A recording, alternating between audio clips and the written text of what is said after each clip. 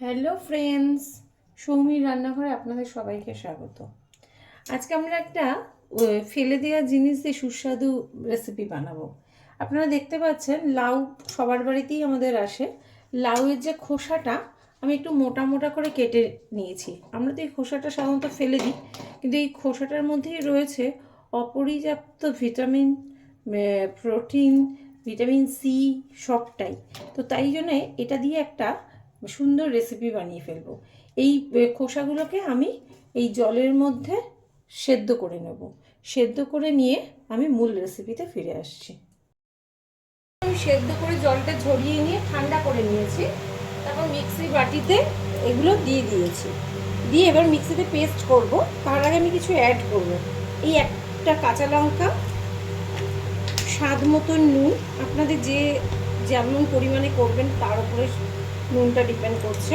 আমি সেদ্ধ করার সময় কিন্তু কোনো নুন দেইনি। স্বাদ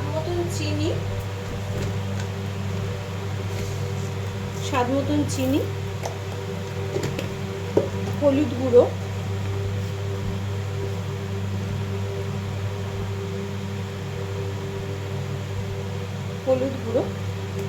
আর কয়েক টুকরো রসুন। একেবারে এটার সাথে পেস্ট করে নেবো। এই দেখুন ফ্রেন্ডস, কয়েক টুকরো রসুন। এবার এটা মিক্সিতে পেস্ট করে নেবো।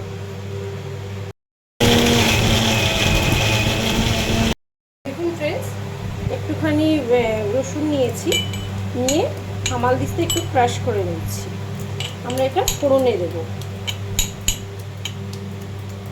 একটুখানি ক্রাশ করে নিলেই হবে, কারণ ক্রাশ করে নিলে পরে কুচি করে দিতেই পারতাম, আপনারা কুচি করে দিতেই পারেন, কিন্তু ক্রাশ করে দিলে গন্ধটা খুব ভালো হয়। আর রসুন কিন্তু খুব উপকারী একটা জিনিস। রসুন আমাদের শরীরের নানান টাইপের ঘাটতি পূরণ করে। রসুন খেলে হাতটা ব্যথা কম হয়, রোগ প্রতিরোধের ক্ষমতা জন্মায়। তাই আমাদের রান্নায় রসুনটা অ্যাড করাটা খুবই আবশ্যক। এবার আমি গ্যাসটা ধরিয়ে নেব। দেখুন, 1 চিমটে তেল দিয়েছি, মানে 1 চামচে, 1 চামচে তেল দিয়েছি। দেখুন ফ্রেন্ডস, একদম 1 চামচে। আপনারাও এইটুকুই তেল দিন, তাতে হয়ে যাবে। কম তেল খাওয়াটাই শরীরের পক্ষে কিন্তু স্বাস্থ্যকর। এখানে এই ছোটো চামচে 1 চামচ কালো জিরে দিলাম।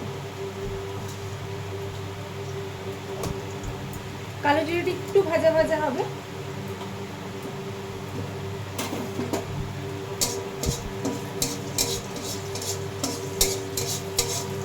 কালো জিরে ভাজলে একটা সুন্দর গন্ধ বেরোয় আমাদের।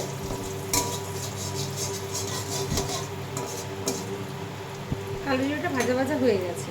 এবার যে রসুনটা আমরা ক্রাশ করে রেখেছিলাম, থেতো করা রসুনটা, সেই রসুনটা এখানে অ্যাড করব। তার আগে দেবো একটু কাঁচা লঙ্কা। কালো জিরের পর দেবো একটু কাঁচা লঙ্কা। আমার কাছে পাকা লঙ্কা ছিল, ওই পাকা লঙ্কাগুলোকেই কুচি করে দিয়ে দিয়েছি। এবার এই রসুন থেতোটা দিয়ে দেবো। এইটুকু তেলেই কিন্তু পুরো রেসিপিটা তৈরি হয়ে যাবে। আপনারা এটা ভাত, রুটি, পরোটা সকলের সাথেই খেতে পারবেন। আশা করি ভালোই লাগবে। আপনারা কি কোথা থেকে আমার চ্যানেলটা দেখছেন আমাকে একটু জানাবেন, তাহলে আমি আপনাদের থ্যাংক ইউ বলতে পারবো। আপনাদের যদি আরো কিছু দেখার, ভাজা ভাজা হয়ে গেছে। এবার এখানে আমি একটু পেঁয়াজ কুচি অ্যাড করব।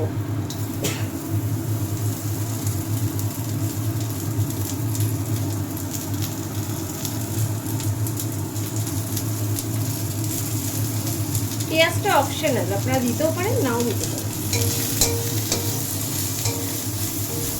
পেঁয়াজটা একটু ভাজা ভাজা হবে।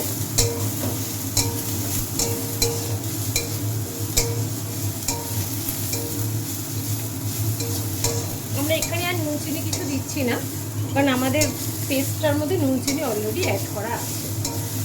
দেখুন, পেঁয়াজটা একটু ভাজা ভাজা হয়ে গেছে। এবার যেটা আমরা পেস্ট করে রেখেছিলাম লাউয়ের খোসাটা, এটা আমরা এখানে অ্যাড করব।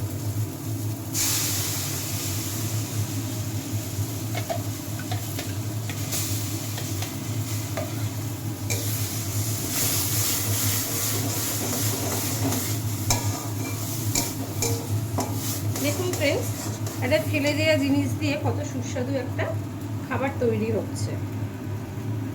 আপনারা যদি কেউ এটা বাড়িতে আগে খেয়ে থাকে আমাকে জানাবেন আপনারা কিভাবে খেলেন, আমিও আপনাদের থেকে একটুখানি শিখে নেব। তাহলে দেখুন এই পেস্টটা আস্তে আস্তে ড্রাই হয়ে যাবে, যত ড্রাই হবে তত খেতে ভালো লাগবে। দেখুন ফ্রেন্ডস, একদম লো ফ্লেমে কিন্তু আমরা এটাকে ভাজা ভাজা করে নিলাম। এটা কিন্তু অলমোস্ট ডান। আপনারা যারা যারা চিংড়ি মাছ খেতে ভালোবাসেন আপনারা একটু ভেজে চিংড়ি মাছও দিয়ে দিতে পারেন, খুব টেস্টি লাগবে। বা ভাজা চিংড়ি মাছ বাটার সময় আপনি দিতে পারেন, তাইলেও খুব ভালো লাগবে। আমি চিংড়ি মাছটা দিলাম না, আজকে অতি সাধারণভাবেই আপনাদের দেখালাম। আপনারা খেয়ে দেখুন, করে দেখুন, আশা করি ভালো লাগবে। এটা হচ্ছে লাউয়ের খোসার ভর্তা।